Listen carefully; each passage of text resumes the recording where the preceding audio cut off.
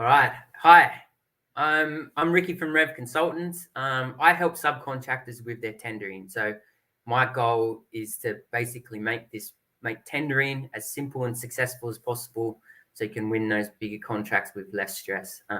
I'm here doing these lives on a regular basis. So jump on, asking me a question, or DM me in LinkedIn if you feel like there's an important topic you'd like me to cover. This is your opportunity to basically ask me anything. Okay, so the topic that I've chosen for this week is tendering and what's the process. So what is the process of winning work, i.e. tendering, and the important things you need to be aware of along the way. So I've got 7 steps to tender success, and we're going to start on the first one. Step 1, make sure you qualify. So before you start tendering commercial opportunities, you should have the right accreditations in place.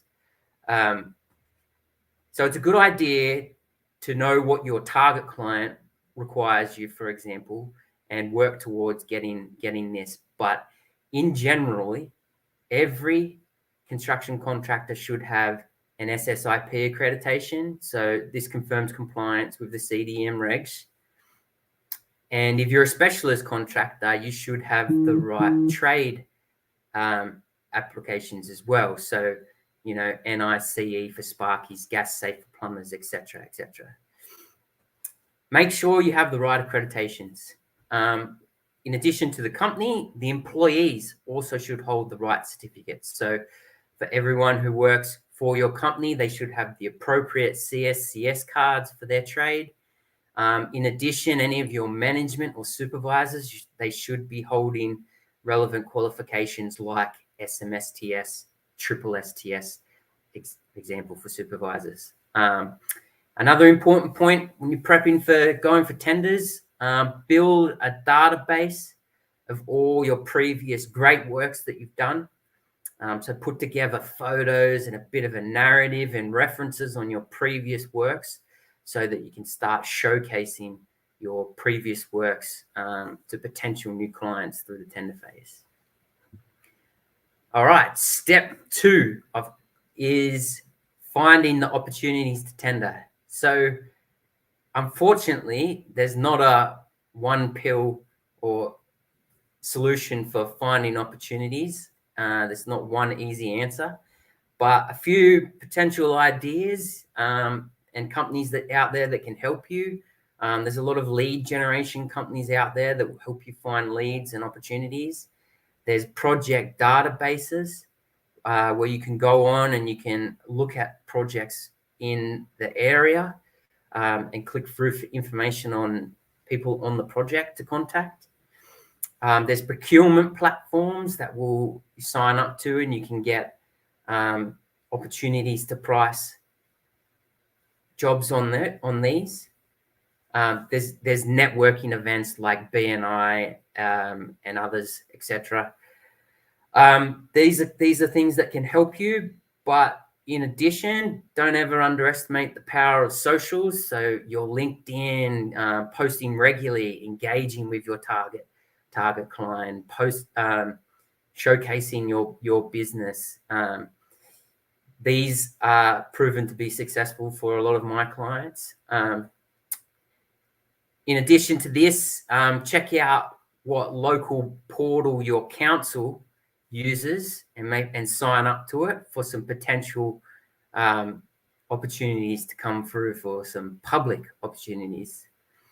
But I always like to say, have a think about who your kind of ideal client is, and then try and work out how to get in contact with them, for example. Right. We'll move on to the next step. Next step is step 3, pre-qualification questionnaires. So I did a live on this recently if you want to check that out to go in more detail. But basically, to work with commercial clients and main contractors, you need to complete their PQQ to ensure that you meet their minimum standards and qualify to be on their approved supplier list.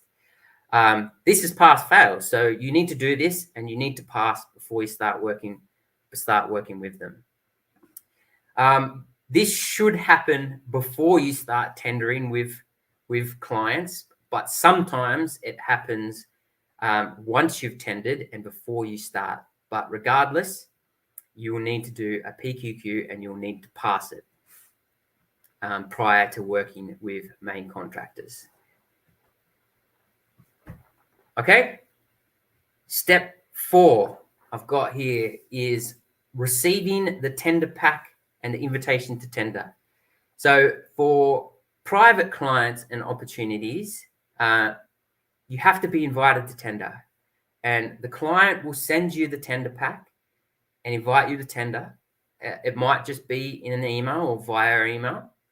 And generally, you'll be in competition with 3 to 5 other contractors for the work. A little bit different for public opportunities, where you can go onto the portal and you can find the tender pack online, and they're open to tender, so you can tender for it. So it works a little bit different. What I would say with public tendering versus private, public tendering is generally double the work and twice as hard to win. So generally the tenders are more involved and you'll have more writing to do and more requirements, and generally they are more competitive. So you'll probably have more than 3 to 5 people going for them. So in that breath, I recommend that if you're going for public opportunities, you're going to be bringing your tendering A game and willing to go in at a very competitive price. Okay, step number 5, it's time to tender. So you've got the pack. Make sure that you read and understand what the requirements of the pack are and the tendering job.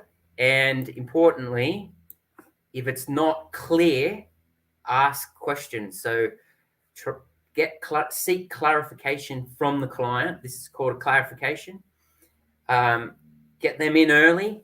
Don't leave it till the last minute, but get this information from the client rather than making an assumption in the first instance. Very importantly as well, if it's possible, visit the site. So this is going to help you understand the job, how it's going to be built. It's going to get you in front of the client so they know who you are. They've got a face to the name. And it's super critical for submitting a good comprehensive price that matches how the job's going to be built. Additionally, make sure that you make an effort to return all the documents that have been requested by the tenderer. So submit everything they've asked for. If they've asked for a program, for example, submit a program. If they've asked for, your insurances, get that out to them. If they've asked for your policies or anything like this, make an effort to give them what they want, or explain why you haven't done it for something in particular. And a couple more important points I've got here. When you submit your price, make sure that you include clear assumptions, qualifications, and exclusions. So your AQ&Es along with your price. So the client is aware of the basis of your price. This is an important one. Get your AQ&Es and submit them with your tender. And lastly, make sure you submit your tender on time. So this is particularly important of public. If you submit public late, generally they'll just won't even review it. You're out straight away. So do what you say you're going to do and submit it on time.